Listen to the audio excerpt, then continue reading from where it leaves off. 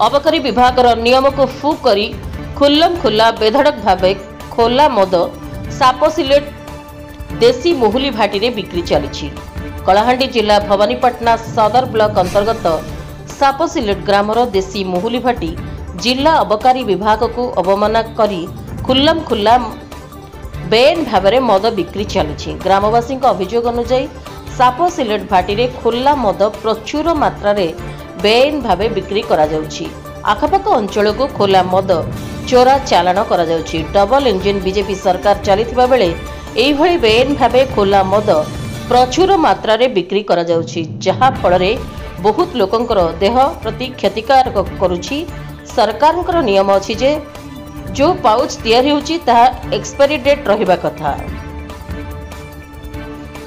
Manufacture date रहिबा कथा एवं बिक्री रेट रहिबा कथा, तार विकल्प चित्र देखिबाकू मिलुछि। साप सिलेट भाटी रे खोला मद बिक्री एवं आखपाख अंचल विपद संकुल अवस्था अछि। देखिबाकू बाकी रहिला जिला अबकारी विभाग और पुलिस प्रशासन साप सिलेट और आखपाख अंचल विपद संकुल अवस्था थिबा बेले जिला प्रशासन कौन पदक्षेप नेउछंती ताहा देखिबाकू बाकी रहिला।